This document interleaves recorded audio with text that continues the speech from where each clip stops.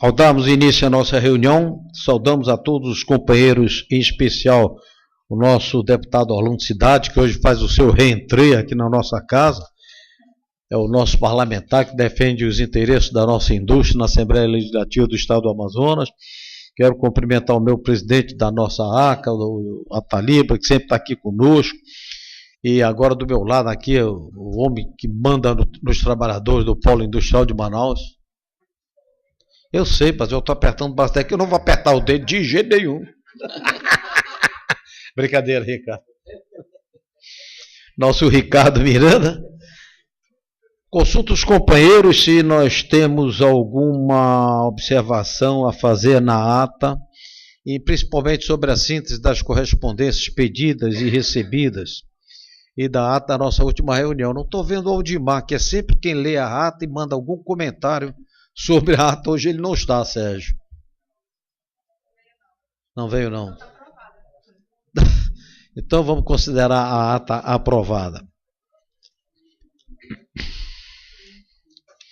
No informe da presidência, eu quero comunicar aos senhores e já convidá-los que na próxima reunião de diretoria, a ser realizada na próxima quinta-feira, nós vamos ter uma pequena comemoração ao 58º aniversário desta federação, e nós vamos ter as presenças e as palestras do José Gautier Rodrigues, que é o diretor de P&D e Relações Governamentais da Positivo Tecnologia, que fará uma exposição sobre o tema "É possível inovar na Zona Franca de Manaus".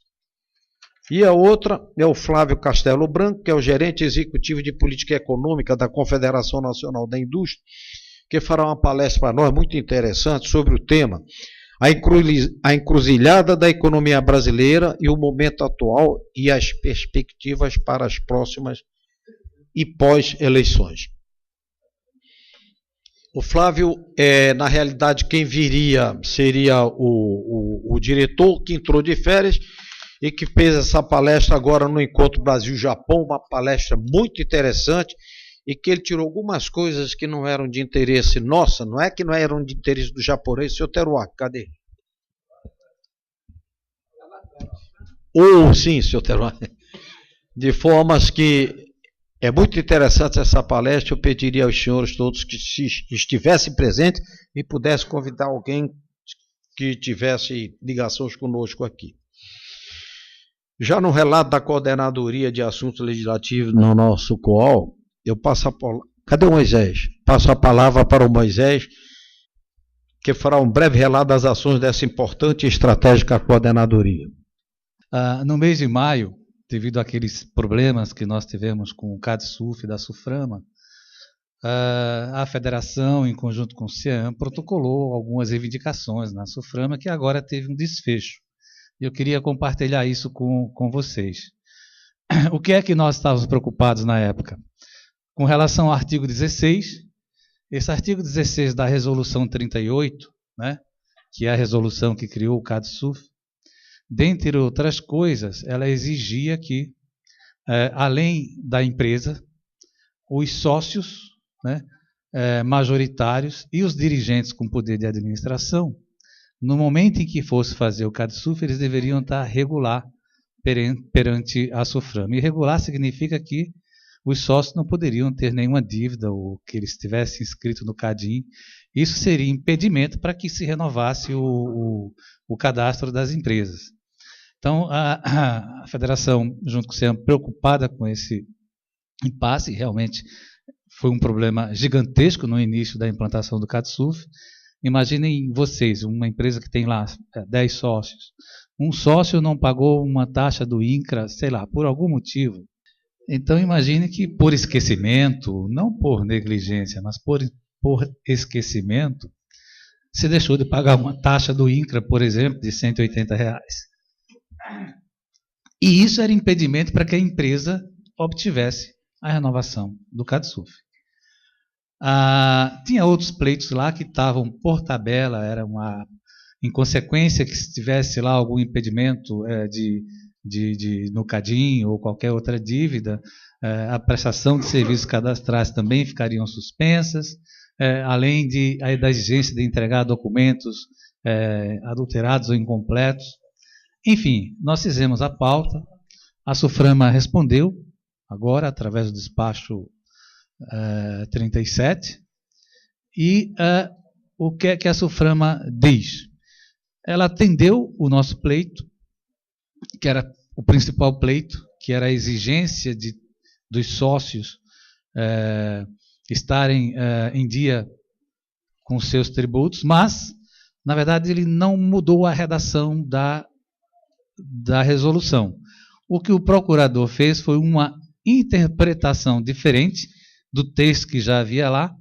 Então, nesse momento, não é mais impedimento se qualquer sócio tiver com uma dívida pessoal. Quer dizer, uma coisa é a empresa sim tem que estar em dia, mas o sócio não, né? Então, o texto não foi mudado, mas estamos resguardados aqui com o relatório do procurador, e de fato isso já está acontecendo, já não há mais a necessidade de que os sócios estejam com certidões negativas todas em dia, né? Mas isso é uma ação, né, conjunta da federação, e vale lembrar que vale o esforço, né, e a luta para corrigir aqueles pontos que impedem a indústria de caminhar. Junto à Cefaz, tem um ponto aqui que vale registro, eu estou divulgando isso para todo mundo, para todas as empresas. Nós tivemos lá no início do mês de junho, o Dr. Nelson Azevedo estava lá comigo, e nós marcamos, o secretário atendeu, e nós marcamos uma reunião específica com um grupo de empresas, e dessa reunião a principal reivindicação era a seguinte: nós somos o estado mais avançado em tecnologia de informação com relação à escrituração fiscal. Nenhum outro estado da federação avançou tanto quanto o Amazonas em relação ao SPED, a escrituração fiscal digital. Hoje a Cefaz ela tem condições de controlar online cada passo da empresa. E quando algum não é divergente, ela tem o poder de estar suspendendo temporariamente os benefícios. Então isso é um problema, porque de repente você estava lá na sua empresa, aparecia lá uma pendência e parava a empresa. Então você saía correndo para poder resolver o problema.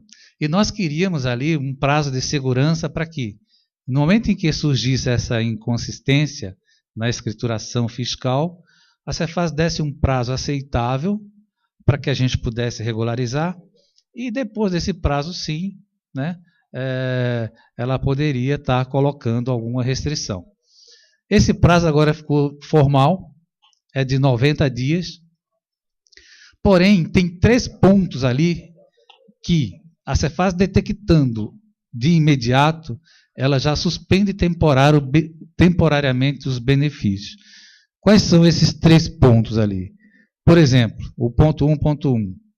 Não enviar o arquivo original da escrituração fiscal digital no prazo limite, pela legislação. Ou seja, cada indústria tem até o dia 15 para mandar a escrituração fiscal digital. Chegou no dia 16, a empresa não mandou, automaticamente sua inscrição lá vai estar, digamos assim, eu chamo de bloqueio, mas na verdade suspensa temporariamente até que você envie a escrituração digital. E o que é que significa essa suspensão? Na prática é a paralisação da empresa. Então você não pode importar, você não pode comprar no mercado nacional. Ora, você pode importar desde que você pague à vista o imposto. Então a penalidade é essa, ele suspende temporariamente o benefício. Ou você pode comprar no nacional e pagar também à vista o imposto.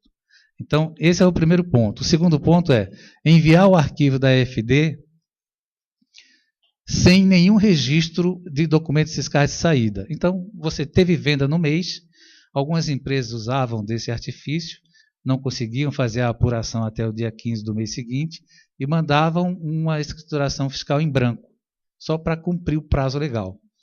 Agora você faz, imediatamente no dia seguinte, 16, verificou que você mandou a EFD e teve nota fiscal emitida de venda no mês, ela viu que você não está mandando de forma regular, também, imediatamente, quando você amanhecer no dia 16, vai estar bloqueada a sua inscrição.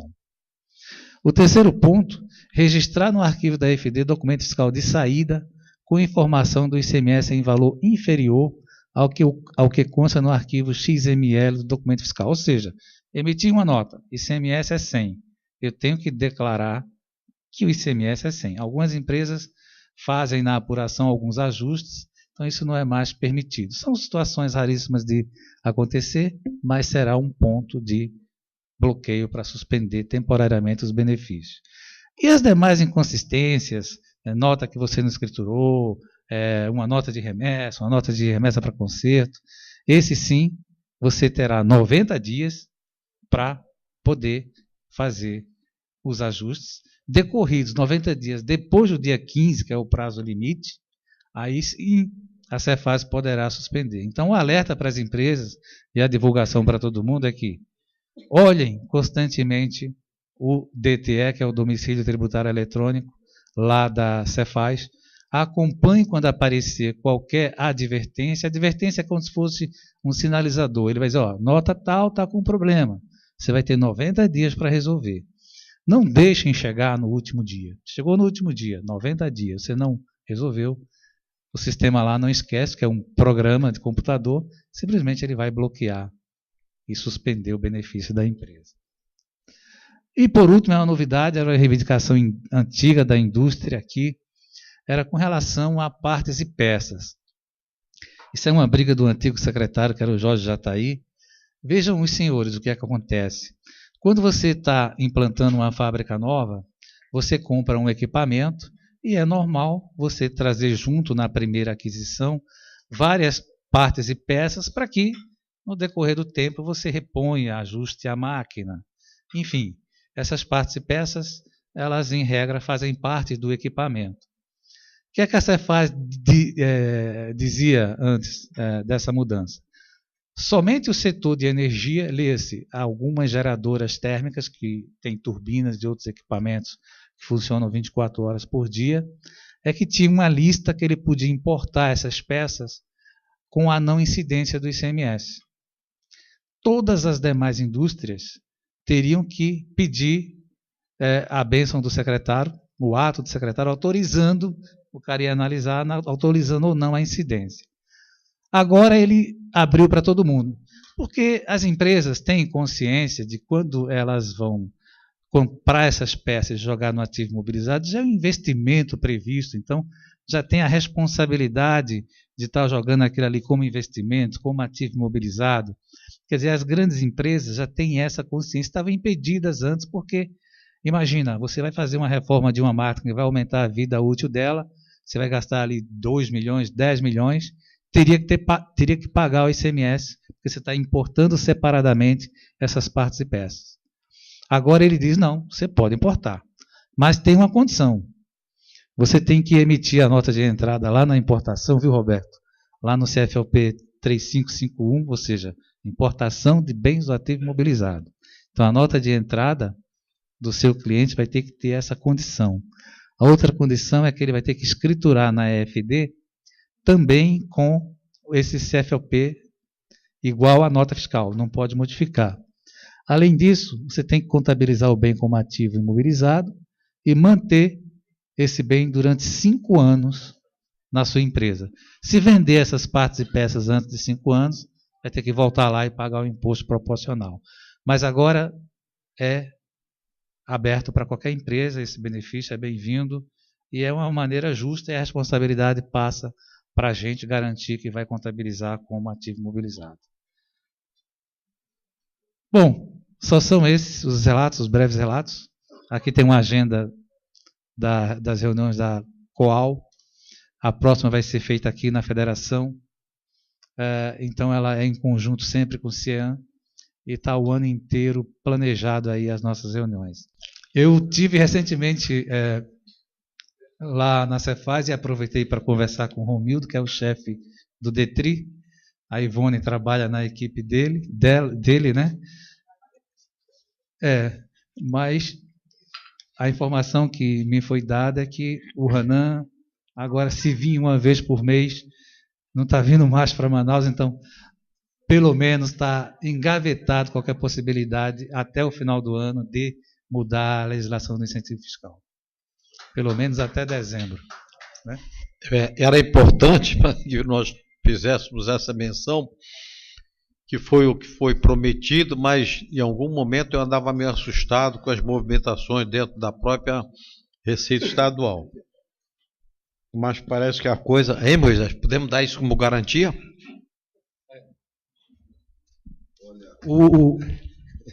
Parece que tinha uns esboços lá, doutor Antônio, do Hanan, né? Principalmente na área de gás, mas o relato que eu tenho é que está arquivado. Samuel me garantiu que não está se metendo nisso, que ele é apenas presidente do Conselho Consultivo da Cigás. Mas, Moisés, procura entrar em contato com a Ivone, que ela está lá em Parintins, e a informação que tem que ela está elaborando, não, ela está elaborando a lei lá sozinha, é bom verificar. Aproveito e eu passo a palavra para a doutora Renê, que ela vai falar sobre a Coordenadoria do Meio Ambiente e também as propostas. É isso? É uma exposição rápida de algumas coisas que nós temos trabalhado ao longo desses primeiros meses do ano.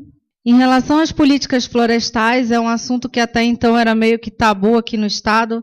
Até prova disso é nosso sindicato, que infelizmente não estava podendo trabalhar da maneira como deveria, né, de base florestal, porque, enfim, toda a parte de manejo florestal, muito complicada aqui no Estado. E agora, o governo do Estado, através da Secretaria de Meio Ambiente, decidiu dar um gás nesse setor. Então, iniciou as consultas públicas para a elaboração de uma política florestal para o Estado, que é um dos passos para concessão florestal, que vai ser a primeira estadual, né, lá em Maués. São 3 unidades de manejo florestal, elas já estão sendo trabalhadas, e é uma perspectiva que daqui a algum tempo, quando finalmente esse processo finalizar, a gente possa ter um incremento, né, um incentivo para o polo madeireiro funcionar de forma legalizada e ter talvez uma nova alternativa, né, que já foi uma alternativa e hoje realmente não é viável. Então, eu coloquei esse tópico para falar para vocês que o governo do Estado está trabalhando e a perspectiva é que em breve a gente consiga finalizar esse processo e fazer a primeira concessão. Em relação à BR-319, nós temos acompanhado também bem de perto as discussões. O Ministério Público Federal ele congregou diversas instituições e formou um fórum, que chama Fórum Permanente da BR-319, que vem trabalhando todas as questões relacionadas, discutindo todos os problemas. E a boa notícia, eu não sei se eu já falei sobre isso aqui para vocês, mas é que todas as instituições participantes, que são instituições relevantes, se comprometeram a não boicotar a BR-319. Então, foi um consenso a que se chegou de que a BR-319 é importante, que ela tem que sair, e estamos acompanhando todos os trabalhos que vão sendo desenvolvidos para que possa finalmente se chegar ao tão sonhado asfaltamento da BR. E o problema, como sempre, está naquele trecho do meio, mas que está sendo trabalhado. Hoje, o principal empecilho que a gente tem verificado, diante de tudo que tem sido mostrado lá, não é mais a questão de meio ambiente. O que virou o problema agora é o componente indígena, que o Ministério Público Federal, junto com algumas ONGs, estilo CIMI, né, tem pegado bem pesado com essa parte do componente indígena. E é esse o estudo que está com prazo mais longo para finalizar. Em tese, estaria finalizado meados do ano que vem. No entanto, a própria FUNAI, que não tem participado das discussões, porque a FUNAI tem sido convidada e é a única instituição que não aparece nunca, demorou para entregar alguns termos de referência. Então, no momento, a paralisação, na verdade não paralisação, mas o andamento mais lento desse processo de licenciamento tem sido em virtude dessa questão do componente indígena. Mas nós estamos cobrando, o próprio Ministério Público Federal tem também questionado a FUNAI, dizendo que ela precisa dar uma resposta, precisa dar celeridade, e vamos ver como é que vai andando isso. Paralelamente a isso, o IDESAN, né, o Instituto de Desenvolvimento Social do Amazonas, ele apresentou 2 estudos, que foi a análise de implementação de unidades de conservação sob influência da BR-319 e análise ambiental e socioeconômica dos municípios sob a influência da BR-319. Infelizmente, os estudos são um pouco, diria assim, direcionados para uma causa que não é exatamente a que a gente... Bom, eu não vou entrar nesse assunto, mas, enfim, o estudo está um pouco direcionado, sim, mas algumas coisas a gente consegue aproveitar e até fundamentar alguma manifestação que a gente precise fazer. Eu tenho disponível e vou estar recebendo em PDF também em algum tempo, eles já se comprometeram a enviar. Quem tiver interesse em conhecer os estudos, por favor, entre em contato comigo que eu repasso. Em relação aos recursos hídricos, também temos acompanhado as discussões, né? Estivemos, inclusive, participando agora no final de março do Fórum Mundial das Águas, em que o mundo todo esteve presente em Brasília para discutir as questões, mostrar soluções, mostrar o que está sendo feito. O governo do estado do Amazonas, infelizmente, não teve a atuação que nós achávamos importante que tivesse, não teve o espaço, na verdade, que nós esperávamos que tivesse, mas a própria CNI apresentou um stand belíssimo com várias soluções, estudos feitos pelo Senai, até alguns redutores de vazão, umas pecinhas bem simples que podem ser utilizadas e que melhoram bastante a situação do consumo de água, né? Em relação ao Comitê de Bacia Hidrográfica do Rio Tarumançu, ele estava com uma indefinição.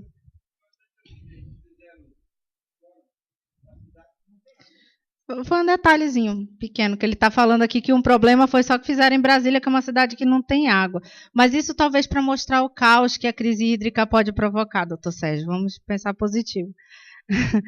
Então, em relação ao Comitê de Bacia Hidrográfica do Rio Tarumançu, ele não vinha caminhando também muito bem, estava bem desestruturado na antiga gestão, mas entendendo a importância, principalmente pelo fato de que esses comitês de bacia são os que vão nortear e estabelecer as políticas no que tange à outorga onerosa, que é uma situação que vai literalmente onerar as nossas indústrias e complicar a situação, nós também assumimos essa responsabilidade de caminhar junto com eles, tem feito as reuniões aqui, e eu tenho conversado bastante com a Solange, que é a atual presidente, ela já entendeu, tanto é que nas últimas discussões ela não mencionou mais essa questão de outorga.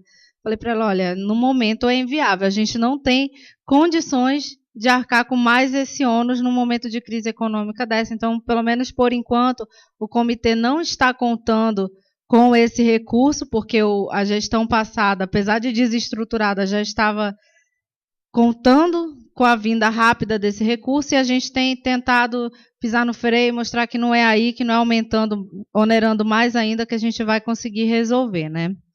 E então, hoje nós temos assento nesse comitê, temos participado ativamente das discussões, como eu disse, a FIEAM tem sediado várias dessas discussões, até para que eles entendam que a água é um assunto prioritário para nós, mas que tem que ser trabalhado dentro das nossas possibilidades também. A gente nunca vai se furtar ao debate, entende a nossa responsabilidade em relação ao assunto, mas temos que trabalhar de uma forma que seja viável para todos nós, né? O Conselho Estadual de Recursos Hídricos, nesse momento também, estamos trabalhando na Câmara Técnica do Plano Estadual de Recursos Hídricos do Amazonas, que está sendo totalmente reestruturado. Tem uma consultoria trabalhando pelo governo do Estado, mas eles estão dando atenção às nossas indicações, aos nossos pleitos. Então, também, quem quiser contribuir com isso, por gentileza, entre em contato, que eu repasso o material, principalmente as indústrias que trabalham com alimento, bebida. Se tiverem interesse em conhecer mais sobre o assunto, podem entrar em contato, que a gente está levando também todas as nossas opiniões e manifestações sobre o assunto. E ainda sobre recursos hídricos, agora no dia 7/8, a Agência Nacional de Águas, juntamente com o Governo do Estado, vai promover aqui na sede da Federação esse seminário Estudos Hidrogeológicos das Regiões Urbana e Periurbana de Manaus, subsídios para o uso sustentável dos recursos hídricos. Como eu disse, nós temos tentado trabalhar sempre em parceria com o governo do Estado, a própria Agência Nacional de Águas, em relação a essa parte toda de meio ambiente, essa parte de recursos hídricos, para que eles entendam que a indústria amazonense está sim comprometida, mas que isso não pode ser um entrave. A gente tem como fazer de uma forma que seja sustentável, que é uma palavra que todo mundo gosta, né? Mas sustentável ambientalmente, mas também sustentável economicamente, assim como a própria Política Nacional de Meio Ambiente determina. Então, isso eu tenho focado bastante durante as discussões e tenho deixado bem claro que uma coisa não é inimiga da outra, mas que a gente precisa trabalhar com sabedoria para que a gente fortaleça a gestão ambiental na cidade, sem prejudicar o desenvolvimento econômico também do Estado. Quanto aos resíduos sólidos, o Comitê de Bacia Hidrográfica do Rio Tarumançu, assim como tem também o do Puraquequara, mas que ainda não está funcionando a pleno vapor, como está juridicamente correto já o do Tarumançu, ele trata de todo o plano de utilização da bacia. E a bacia do Tarumançu, ela é importante para a gente, bem estratégica, porque todas as nossas indústrias que estão ali pela estrada, pela Torquato, todas elas estão inseridas dentro dessa bacia. E a bacia, ela trabalha não somente a questão da água superficial, mas também a água profunda. E isso vai impactar para a gente bastante por conta da questão dos poços, principalmente.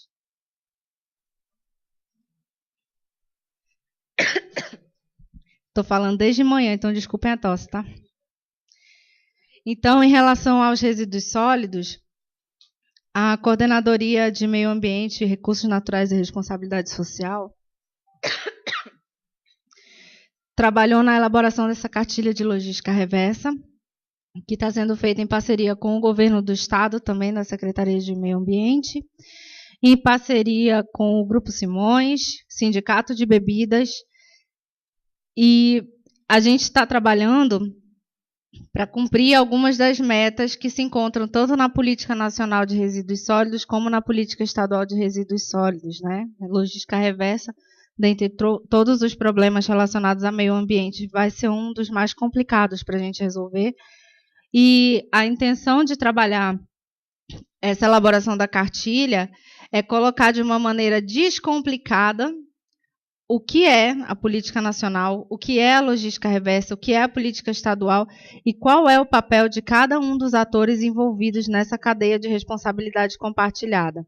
Porque até falávamos sobre isso na sala do presidente ainda há pouco, é muito comum que as pessoas em geral, né, população, mas até o próprio Ministério Público, Poder Judiciário, colocassem a culpa e a responsabilidade inteiramente na indústria, de toda o recolhimento, destinação, de todo esse material da logística reversa, principalmente das embalagens, que é o que acaba ficando mais visível, porque quando você passa ali no Igarapé é o que você encontra. Então, é o que acaba chamando mais atenção, o plástico, né? Então, com o advento dessa política nacional em 2010 e em 2017, com a política estadual, ficou descrito em texto de lei que existe essa responsabilidade compartilhada. Então, se a partir do momento em que houverem os acordos setoriais, termos de referência ou qualquer outro documento assinado para a logística reversa, a população também vai ser obrigada a fazer sua parte. E isso tira também das indústrias apenas essa carga de responsabilidade. Novamente, a gente não se furta a responsabilidade, a gente sabe que tem essa responsabilidade. No entanto, é muito importante que os outros atores também cumpram o seu papel e não deixem mais apenas assim, eu não vou fazer porque é a indústria que tem obrigação, né? Então, a ideia dessa cartilha, que vai ser acompanhado, o lançamento dela vai ser num evento. A ideia é trazer o público acadêmico, trazer a indústria, trazer o setor, o comércio, trazer mesmo todos os atores envolvidos nisso para que cada um debata, construa junto uma ideia do que é, literalmente começar do começo. Todos entenderem a sua responsabilidade, o seu papel nisso e saberem o que vai impactar se eles se isentarem daquele pedaço da cadeia. A cadeia não vai funcionar, a logística reversa não vai funcionar se todos não estiverem envolvidos. Então, a federação tem trabalhado nisso, com o apoio da direção da presidência da casa. A ideia é trabalharmos a questão de maneira responsável. Não adianta só a gente chegar, não, vamos fazer rápido, de qualquer jeito, porque não vai funcionar. Se é para ser uma política, a gente tem que construir da base, e isso a gente está trabalhando. O outro ponto sobre resíduos sólidos é a minuta do decreto regulamentador da Política Estadual de Gestão de Resíduos Sólidos do Amazonas. Como eu disse, a política saiu no ano passado. Na verdade, ela foi publicada no ano passado, né, que ela já estava pronta desde 2015, depois de cerca de 2 anos de debate, mas demorou lá na Casa Civil, depois na Assembleia, e ano passado, enfim, saiu essa política estadual.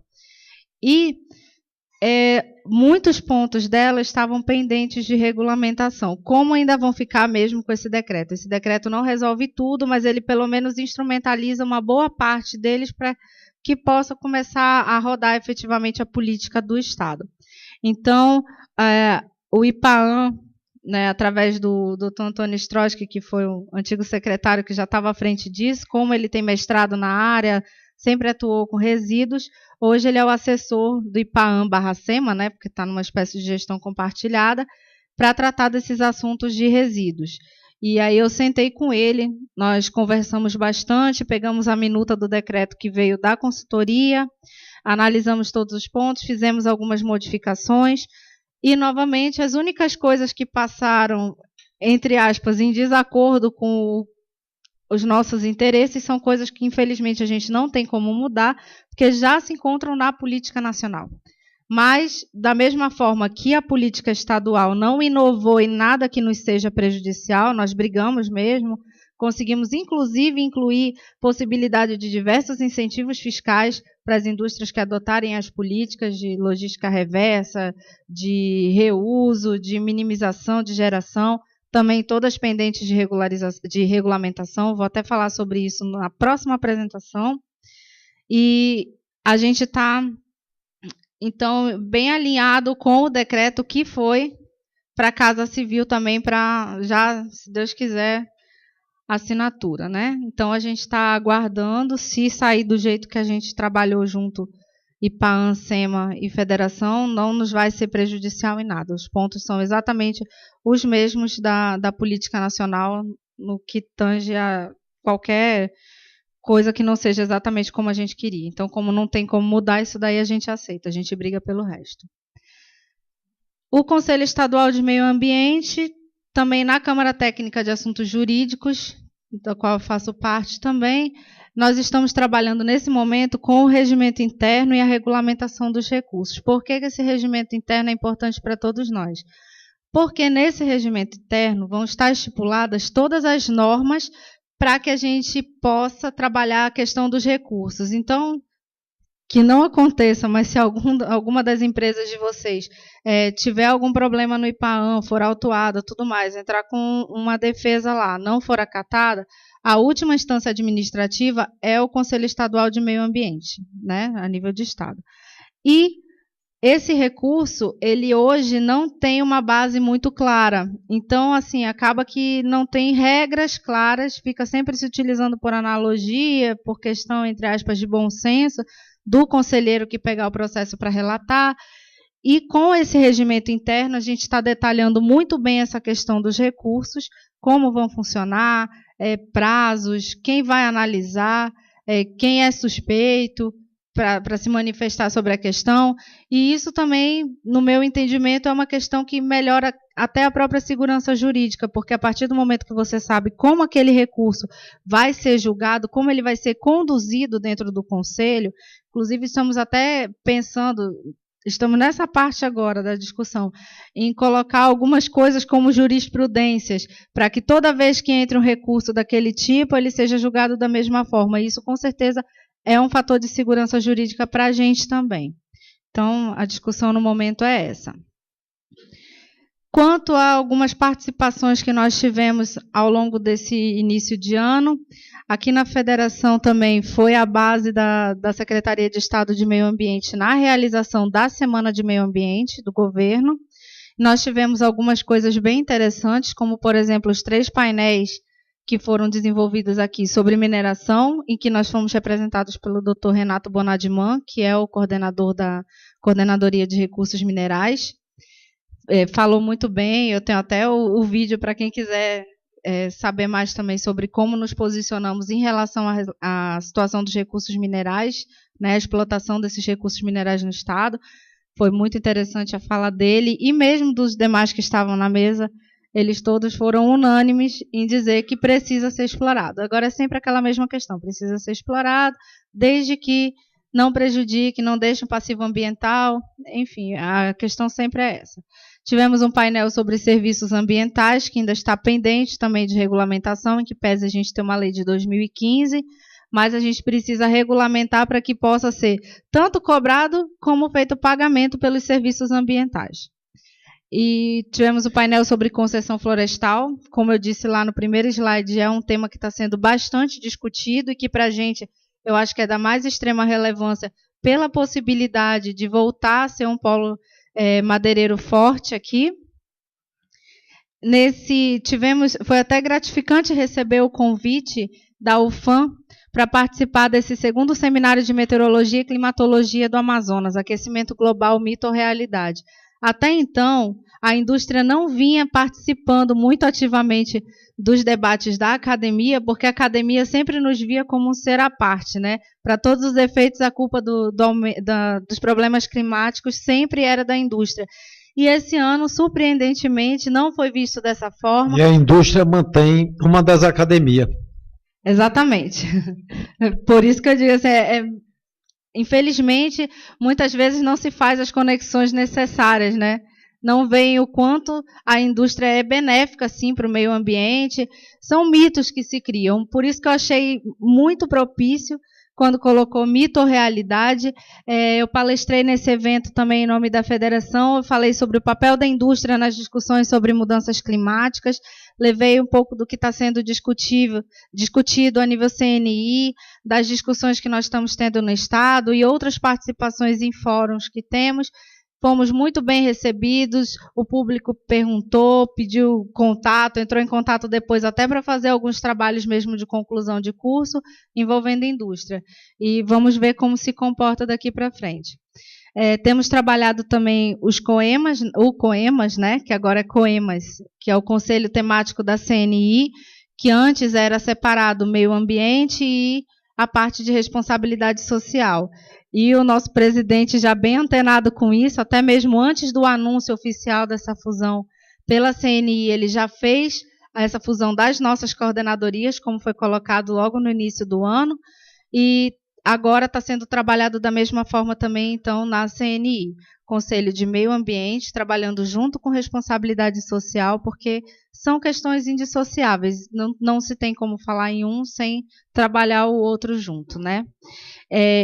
E o último ponto, assim, nos destaques de participação, a FIRJAN, né, Federação das Indústrias do Rio de Janeiro, fez uma publicação que foi para vários países de fora sobre ambiente onshore de petróleo e gás no Brasil. E fomos convidados também para participar dessa publicação, no qual fizemos através de um artigo de autoria do Dr. Antônio, Dr. Nelson, minha e do Dr. Renato. Então, nós fizemos também esse artigo, Oportunidades Amazônicas no mercado de PIG onshore. Também já recebemos vários elogios das demais federações, de quem já teve acesso, e interesse também em investir nesse mercado de petróleo e gás. Aí subsistem aquelas dificuldades em relação a Cefaz, mas que essa daí esse pedaço eu passo para o seu Moisés, doutor Moisés, que cuida da parte tributária. E as próximas discussões, vamos ter agora a primeira reunião da subcâmara do setor de fibras vegetais, né, agora dia 6/8, capitaneada pela CEPLANCT, mas que vai ser aqui na federação. Isso é uma coisa muito importante. Hoje, a federação tem sido efetivamente incluída em todas as discussões que passam por essa parte de agronegócios, meio ambiente, clima, tudo relacionado a essas questões de recursos naturais. A federação tem sido envolvida e, graças a um esforço muito grande do Dr. Sandro, do Dr. Sebastião, essa reunião vai ocorrer aqui na federação. e que vai ser com certeza um marco também para o setor de fibras. E fora isso, mais uma aqui também do Dr. Sandro, as reuniões com o IPHAN, que a gente teve algumas já ao longo do ano, para tratar das questões envolvendo o licenciamento ambiental do setor cerâmico, que o IPHAN, sob o manto da portaria 01 de 2015, não é isso, Sandro? Vem questionando bastante e dando uma certa atrapalhada no licenciamento com algumas exigências. Enfim, as discussões estão acontecendo, fica sempre aquela, diz uma coisa, depois na hora de fazer acaba saindo um pouco diferente. O Sandro bem sabe a aflição que tem sido, mas estamos trabalhando também nessa questão, que o setor de cerâmica é o que está sendo mais afetado, mas infelizmente para qualquer licenciamento, hoje o IPHAN tem obrigação, por essa portaria, de dar o ok. Então, o órgão ambiental, em tese, não pode mais licenciar absolutamente nada novo. E a doutora Carla tem sido proativa nisso? Como é que está a posição da doutora Carla com relação às nossas demandas, hein, Sandro?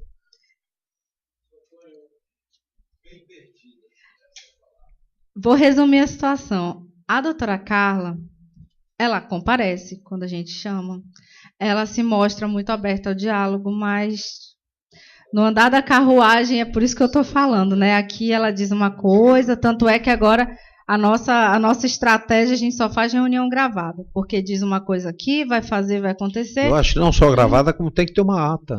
Não, a gente está fazendo.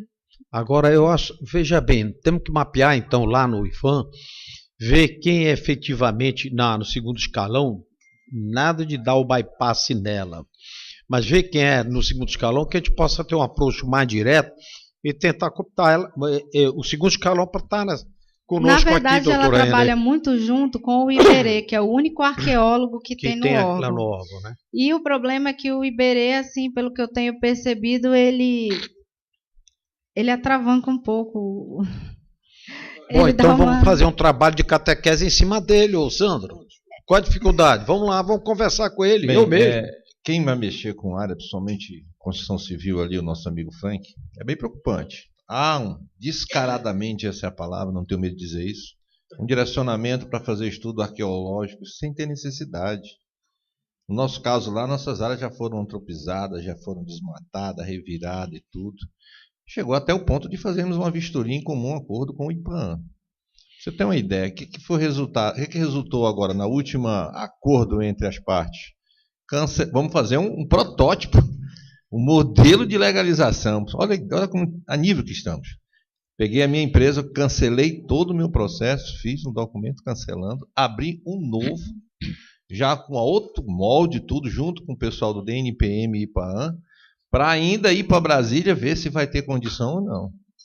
É isso, nós estamos sofrendo lá no Então nós temos também aqui uma ingerência nos sítios arqueológicos todos. É verdade, isso aí é verdade. Mas é que eu digo, vamos chamar o Iberê, tentar uma reunião entre nós aqui, eu, o Sandro, o Sebastião, você, Nelson, no caso, se mais alguns quiserem participar, diretamente com o Iberê. Eu vou falar com a doutora Carla, que naquela vinda do ministro aqui, do Sá, né, da Cultura, do qual é subordinada, e eu disse ao Sá que nós estávamos tendo alguns pequenos obstáculos nessas concessões. E ele chamou a Carla e disse, o que está vendo, Carla? E aí, naquele almoço aqui, tu estava, Sandro? Estava sim. Isso. De formas que eu acho que, para não criar inimizade, porque a pior coisa é quando você mexe com de algum lá, que aí tem um ciúme, né, Orlando? Então, vamos chamar ele, vamos ter uma reunião. Meu amigo, o que está faltando para nós termos uma agilidade, ver de uma forma bem elegante, bem, para ver se a gente catequiza o cabo para vir para o nosso lado. Ele está na coordenadoria? Não. Convide. Vamos convidar. Convide amanhã mesmo, eu assino. Não deixa o Nelson assinar, não. Eu assino. Tá bom, pode deixar, presidente. Assim, na verdade, essa área de meio ambiente aqui acaba trabalhando um pouco apagando incêndio, né? Então, a gente já sabe, já acostumou com a metodologia do trabalho. A gente meio que trabalha apagando incêndios. Mas estamos indo, e se alguém, novamente, eu sempre falo isso nas reuniões que eu participo, mas se algum dos senhores tiver alguma questão que precisar de apoio em relação a essa questão de meio ambiente, precisar de um apoio lá em relação ao licenciamento, por favor, nos procure. Se tiver alguma sugestão, os senhores têm total abertura conosco para nos procurar e a gente tentar achar juntos uma solução e resolver o problema.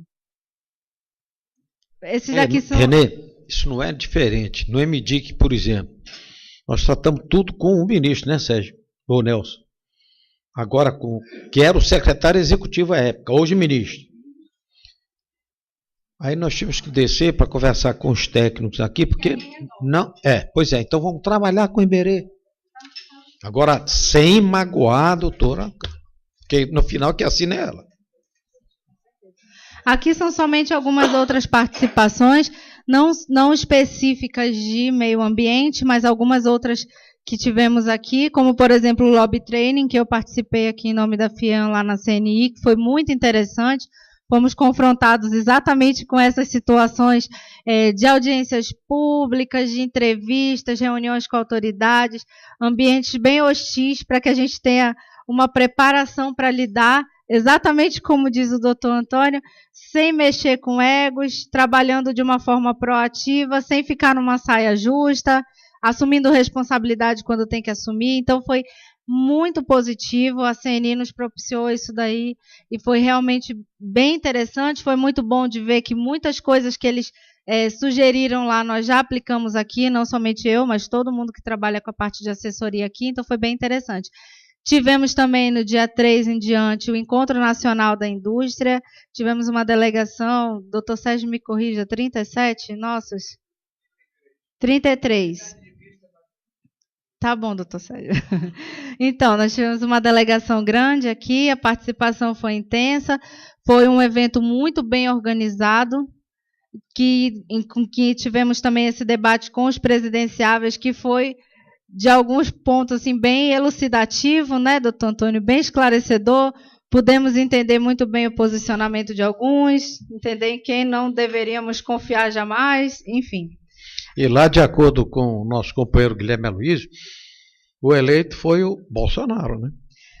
Inclusive, é importante fazer esse destaque. Nós fizemos uma medição com... Exato. Sim. E todos deram notas, e a melhor nota foi... Não?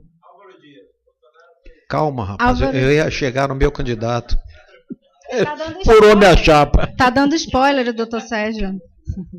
Não, mas assim, foi muito interessante de ver. Eu acho que o que cativou o público lá do ENAI em relação ao debate com o Bolsonaro foi a extrema verdade que ele transpareceu em alguns assuntos, de chegar a dizer, eu não sei, não me perguntem sobre... Não, na realidade, o Bolsonaro ele é muito autêntico, diferente da autenticidade do Ciro. Mas realmente, como proposta que deu uma certa confiabilidade, foi o Álvaro Dias. Mas infelizmente não... enfim. Se pudéssemos escolher, se fosse o vestibular, seria o candidato. Na verdade, o que ficou claro foi o seguinte, no palmômetro, como diz o chefe, o que ganhou realmente foi Bolsonaro. Em compensação, o único que foi vaiado foi o Ciro Gomes pela postura, me desculpe dizer, extremamente arrogante dele e até mesmo desrespeitosa com os presidentes que se encontravam lá.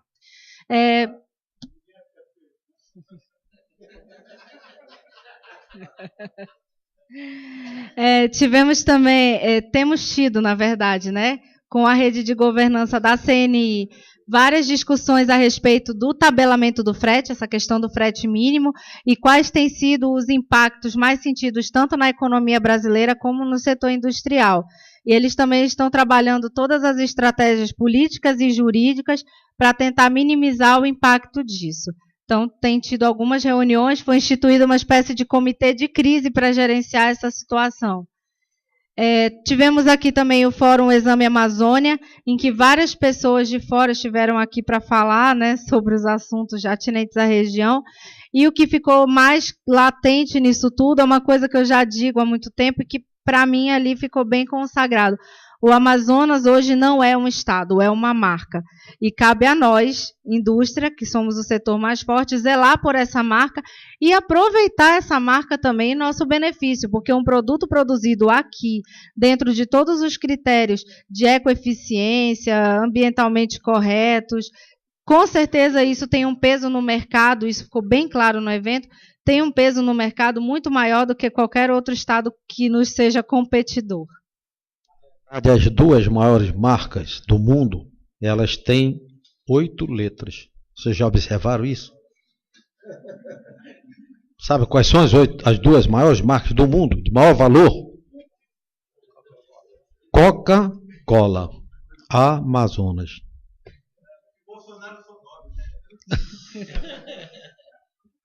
Não fale isso não, que senão ele vai fazer uma mudança no nome para cabalística no nome dele.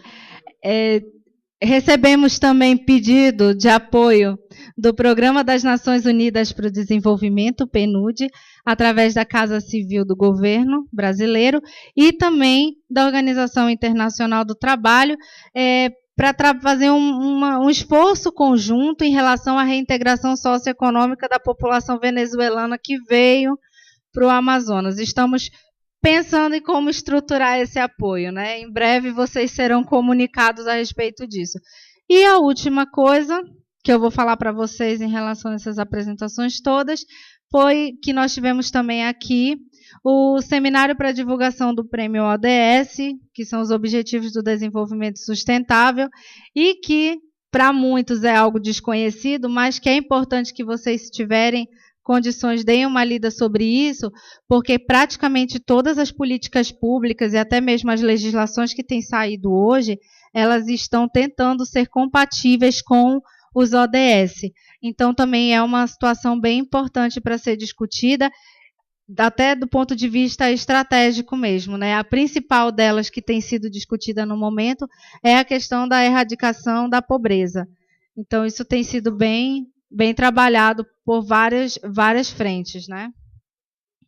Bom, é isso. Em relação à apresentação que eu tinha para fazer sobre meio ambiente e assessoria, esses foram os pontos principais. Presidente. A segunda parte é só, literalmente, um comentário muito rápido sobre o assunto, que é a respeito das propostas que estão sendo formuladas para que nós apresentemos aos candidatos. Então, nós temos trabalhado em conjunto e hoje nós tivemos uma reunião imediatamente anterior a essa, em que ouvimos dos coordenadores das coordenadorias operacionais, de acordo com a assessoria econômica, quais são os principais pontos considerados chave para que os governantes futuros, né, os candidatos, se comprometam com a indústria. Isso tudo está sendo trabalhado desde a questão de infraestrutura, segurança jurídica, questão tributária, meio ambiente, logística reversa. Tudo isso está sendo trabalhado dentro desse documento. Hoje nós já trabalhamos alguma coisa, já delimitamos alguns pontos-chave. Vamos fazer um sumário executivo, porque está um material um pouco extenso. Esse material um pouco extenso vai ser encaminhado para as assessorias e também para o candidato que for eleito, mas para os candidatos em geral, serão apenas encaminhados sumário executivo, contendo os pontos mais relevantes no nosso entendimento, na nossa visão enquanto setor produtivo. Então, até segunda-feira, ficaram de passar o restante das contribuições para que nós possamos consolidá-las e transformar em um documento que vai ser encaminhado pelo presidente a todos os senhores. A fim de a gente democratizar, a ideia é que depois de consolidar, semana que vem, né, já vai estar consolidado, nós vamos passar para todo mundo, inclusive diretoria titular, adjunta, para todos, dando um prazo para apresentar sugestões, que é para a gente poder consolidar isso possivelmente logo após a reunião do aniversário. É importante. Presidente, era isso que eu tinha para me manifestar aqui na reunião. O deputado Orlando Mello é um especialista, ele foi convocado para essa reunião, para ele dar uma síntese sobre como político, o que ele acha, o que ele vê e o que poderá acontecer.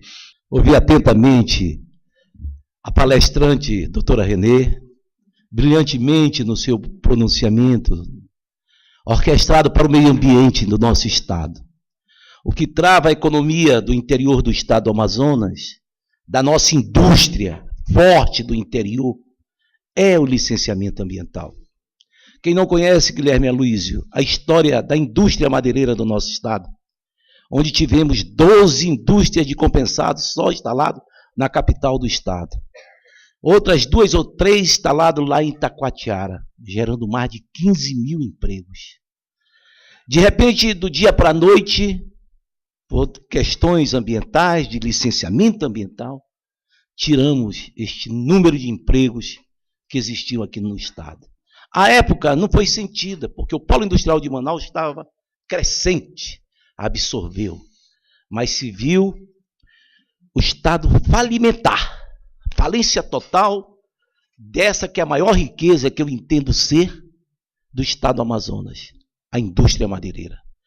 Temos a maior floresta deste planeta que precisamos cuidá-la, como o jardim das nossas casas, fazendo o abate das vovós, das bisavós, e deixando as novas filhas crescerem e desenvolverem. Diferentemente de outros países do mundo, como o Canadá, um dos maiores produtores de madeira, e que são já com reflorestamento. Nós somos ricos, eu diria, bilionários com essa nossa floresta. Precisamos explorar de uma maneira sustentável para que o Amazonas possa gerar emprego e renda para aqueles que dependem da nossa floresta. Não de crédito de carbono, que isso para mim é a maior enganação que existe. O que precisamos é explorar, repito, abater as nossas bisavós, as nossas vovós, antes que elas quedem pela própria existência da vida. E aí dizer que com isso o Amazonas perdeu muito. Nós, na Assembleia Legislativa, lutamos muito pelo licenciamento ambiental. É lamentável que o maior estado desta federação, territorialmente, não tenha participação no agronegócio brasileiro. Qual é a questão maior? Licenciamento ambiental. Seja em qualquer segmento que for, seja na pecuária, seja na agricultura, seja na piscicultura, que é o que mais cresce hoje no Brasil, é a produção de peixes, muito mais do que pecuária, muito mais do que grãos, é peixe. E o maior estado produtor de peixe hoje é o Paraná. Tem 7 frigoríficos e nós somos detentores da maior bacia hidrográfica deste planeta. O que se precisa para criar peixe é água e sol. E nós temos aqui. E somos carentes. Tanto que somos carentes que nós somos um mero importador de peixe de Rondônia, de Roraima, do Acre, que também está mandando peixe para cá. Então fica aqui o meu registro. Foi muito bem levantada essa tese do meio ambiente, principalmente para recursos florestais. Como também precisamos desenvolver outras economias aqui no nosso estado. A questão da nossa mineração. Aqui chega trava. Temos aí em Altazes, Nova Olinda do Norte, Silves, Itacoatiara, a maior reserva deste mineral riquíssimo para a gente produzir aqui fertilizantes. E que, lamentavelmente, está engessado. E a economia do Estado está engessada. Me preocupo muito com o polo industrial de Manaus. Principalmente com os governantes que a gente temos, que, lamentavelmente, há 2 meses atrás, passamos com essa questão dos concentrados, que colocaram, de repente, da noite para o dia, tirado o cenário com a falta de incentivos. Isso é muito preocupante, Antônio Silva, porque o Amazonas já teve sua boa fase áurea do nosso polo industrial de Manaus. Chegamos a 130 mil obreiros, trabalhadores, e que, lamentavelmente, hoje não sei se ultrapassa 80, 85 mil. E precisamos recuperar. Agora, para mim finalizar com a sua proposta ambiental, eu entendo que para o crescimento deste momento, já agora, precisamos explorar nossas riquezas florestais. Mas explorar de uma maneira sustentável, como hoje se proporciona no mundo globalizado, abatendo racionalmente as vovós, as bisavós, antes que elas quedem, porque não tem jeito. Quem conhece a floresta como eu conheço, seja andando, seja caçando na floresta, te passa por várias árvores que já tombaram, caíram, e ali deixa de existir, deixa de produzir. Finalizo, Antônio Silva, e agradecendo a oportunidade. Deputado, o senhor falou aqui, salvo problema de audição, andando e caçando. Caçando não pode. Caçando não pode. Para sobrevivência pode. Para sobrevivência. Eu sou da época dos seringais, companheiro. Onde era liberado com a maior facilidade espingarda, Pólvora, cartucho, chumbo e o facão. Falar da indústria cerâmica que ela tocou. Mas rapidamente, são os maiores sofredores que eu conheço. Indústria cerâmica, é triste. Sandro é um baluarte. Tem gente que há 20 anos está tentando tirar o licenciamento, Sandro, lá na nossa Manacapuru, até hoje, fica na clandestinidade. Quem perde com isso, Guilherme? O governo, que deixa de arrecadar. É lamentável o licenciamento de um modo geral, mas me esqueci especificamente de falar de cerâmica, de olarias, dessas que realmente dependem. Quando tem da fonte, onde extrai da mina, não tem da outra, porque o terreno do não é legal. Rapaz, eu já andei tanto em cima disso, e eu não sei agora com o Sandro, que assumiu lá o sindicato, se a coisa avançou. Mas teve uma época que eu cheguei, vim para cá com o Estrofe, com uma que fazia 20 anos que tinha o requerimento inicial, e não consegue. A maior dificuldade, inclusive para se vender, lenha com a DOF, tudo bacaninha, maior dificuldade, né, Sandro? Tem, eles não têm. Aí ia lá, fechava a cerâmica. Comprando clandestinamente à noite, porque não era licenciado. E é assim. Mas aí fala, Sandro, eu já falei da nossa cerâmica. A lei de reposição ambiental, vocês podem não acreditar, eu paguei 25 mil tijolos para 2 pessoas prepará-la todinha e ir para a Assembleia, e o governador Almar assinou. Você tem uma ideia.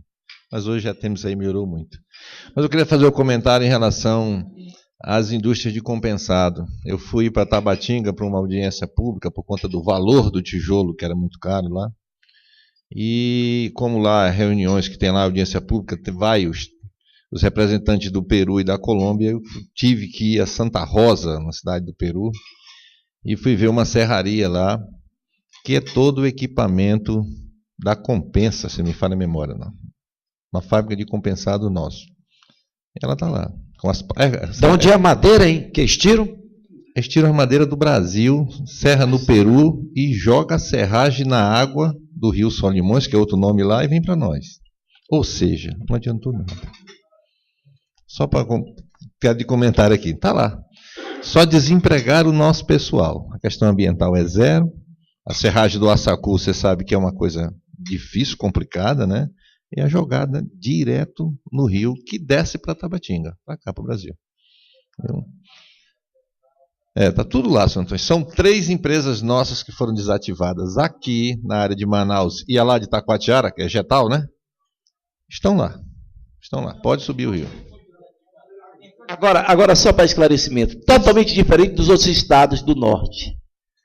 Pará, Dilma leiloou 5 parques nacionais. 5 e 1 em Rondônia. Estão explorando madeira lá, livremente exportando. Tanto é, se você vê, a economia do estado do Pará pontua lá. Madeira, um percentual, um valor expressivo de exportação.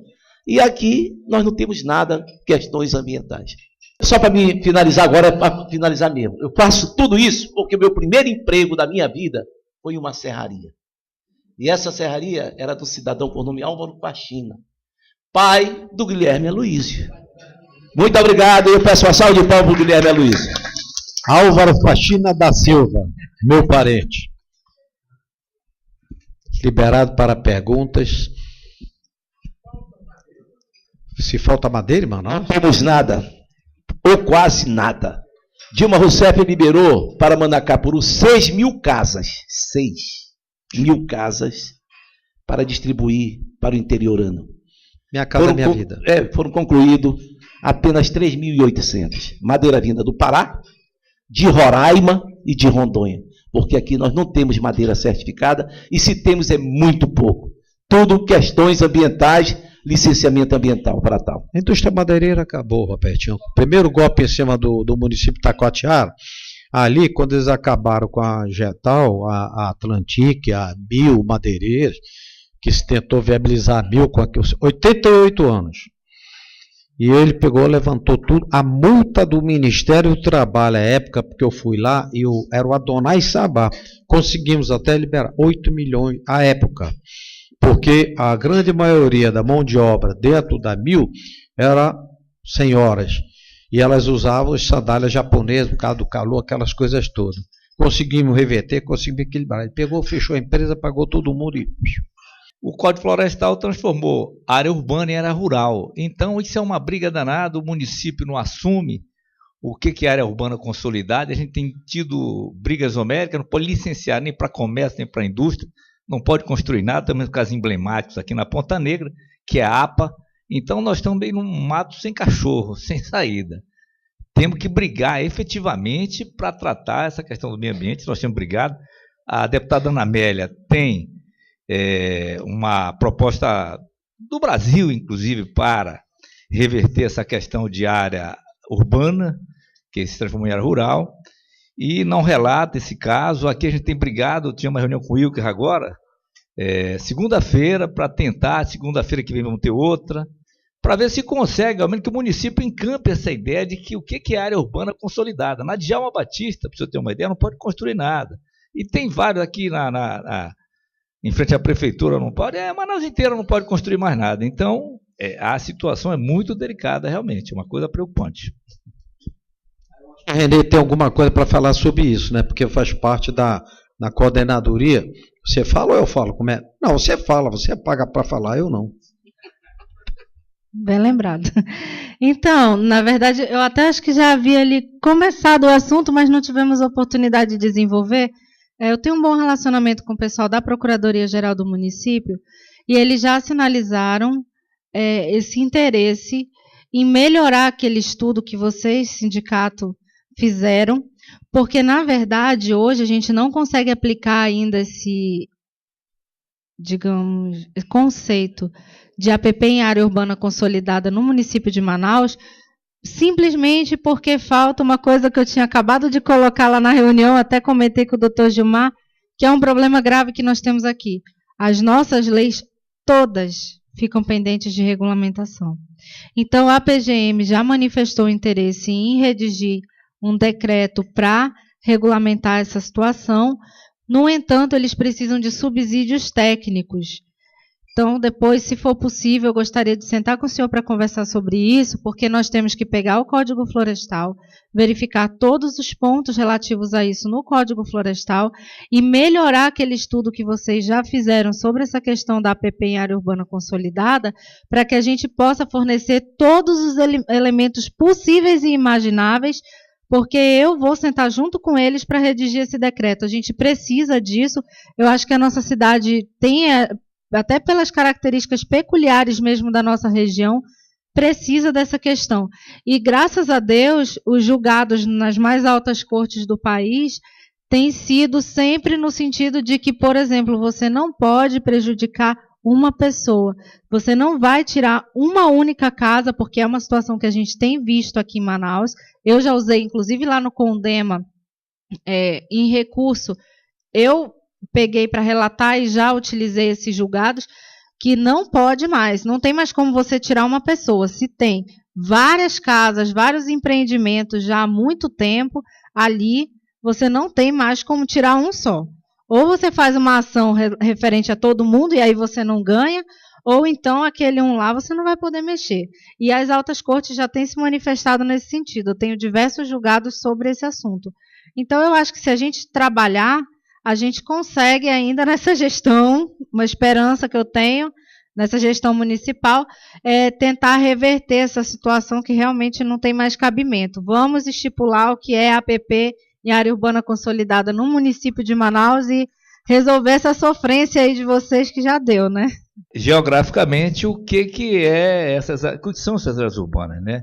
E um outro exemplo que eu lembrei aqui, né? Eu tenho um terreno Ponta Negra, Clube de Campo. Não pode construir mais nenhuma casa lá. Está vetado. Quer dizer, em nenhum lugar desse que for periférico, não pode construir nada. Simplesmente nada. Olha, eu, por exemplo, atividade madeireira, só funciona em Parintins. Atividade de olaria, aquele tijolo, que é o tijolo ferro, né? O tijolo, a gente compra 1000 tijolos lá, Iranduba, e Manacapuru. O santo está rindo, olha aí. E lá funciona, ele tem a licença de tudo, que eu fui lá visitar, me explica aqui, ele é italiano, é o Antônio e o outro, como é, Sandro? Como é que vocês, cadê a licença de vocês? Tudo direitinho. Aí eu cheguei, agora a gente fotografa tudo, né? Eu disse, não, mas me dá uma xerocópia mesmo que eu quero levar para conversar lá com o nosso amigo, que vive aqui, toda a reunião dele ele faz aqui, mas negou uma licença, ultimamente não vou falar, porque eu acho que ainda... Não, prefiro não citar. E ele vai vir para cá para resolvermos isso, mas lá está funcionando. Aí para queimar os briquetes lá que a Recofarma, a Jaiouro, estava produzindo, mas aí o teor calorífico também não era muito adequado, né, Sam? Porque era da cana-de-açúcar e agora perfumava a olaria de uma forma tal que o cara saía, né, de cana ao queimar os briquetes mas era perfumava mesmo, a olaria ficava muito cheirosa, cheiro de cana. Não, porque tira muito o açúcar, e o açúcar ele é inflamável, né? Quando chega para a gente queimar lá, o poder calorífico é baixo, e a gente precisa de 800 graus, entendeu? Mas eu queria só me solidarizar ao Frank, ali, o nosso presidente, que o nosso grande gargalo é as legislações municipais. A gente tem que trabalhar nas legislações municipais. Viu, Frank? O maior gargalo é a legislação municipal, não é nem o IPAAN. A gente, no município de Iranduba e Manacapuru, e já em outros municípios, como Parintins, o senhor bem colocou, e Itacoatiara agora, a gente tem sido, a nível de sindicato, muito atuante nas câmaras. Isso. Pode não acreditar, explicando às vezes até o que ele tem que fazer, o parlamentar que está lá. E é difícil. Outro dia me deu vontade de me jogar pela janela da Câmara de Manacapuru, que é no segundo piso, porque, para vocês terem uma ideia, Manacapuru é uma grande cidade nossa aqui. Mas, deputado Orlando, Manacapuru tem menos de 20% de área urbana. E Manacapuru não tem uma lei de expansão urbana, Frank, que é uma coisa que resolve. Para você ter uma ideia, os pontos da lei de expansão urbana de Manacapuru, ele vai Rio Manacapuru e o Rio Solimões. O promotor me perguntou, Rio Solimões aonde? No Encontro das Águas, lá em Tabatinga. Não é georreferenciamento. É o nosso grande calo mesmo, tá? É as legislações municipais. Porque a estadual e a federal, ela não se opõem ao que o município decidir em determinadas situações. Por isso que eu não quis mencionar nome. Então, eu sei que a senhora está fazendo um excelente trabalho, na realidade, todas as coordenadorias. Mas quem mais tem se destacado é a sua e a... Cadê o Moisés? A do Moisés também. E a do agronegócio, eu entendo, e vamos continuar martelando, batendo. Exatamente, não vamos desistir, não. Porque uma vez um filósofo disse o seguinte, numa viagem, nós fomos numa... Aí eu disse, paramos numa fazenda, ele disse, eu me virei para ele, finado Messias. Eu disse, tu sabe tirar leite de vaca? Eu disse, ora, rapaz, eu tiro leite de pedra, que é mais difícil, quanto mais de vaca. Bom, senhor, e nada mais. Você quer falar? Renê, só questão, uma sugestão. A proposta que a indústria amazonense irá propor aos candidatos, coloque como prioridade licenciamento ambiental. Por favor, mande-o para cópia para ele, que ele poderá contribuir para nós, dentro da visão legislativa que ele lá tem, poderá contribuir muito para conosco. Não, mas não é receber, é cobrar a resposta dele. Receber, eu sei que ele recebe, como ele recebe um monte de papel lá. Não, a minha sugestão é que atualmente nós estamos com um procurador bastante acessível. Eu acho que deveríamos começar com o doutor Rafael, é uma pessoa que pode ajudar nesse ponto. É estadual. O que ocorre? O grande problema, mas como o município o Sandro citou, é o município. Também é Rafael. É Rafael. Sim, sim.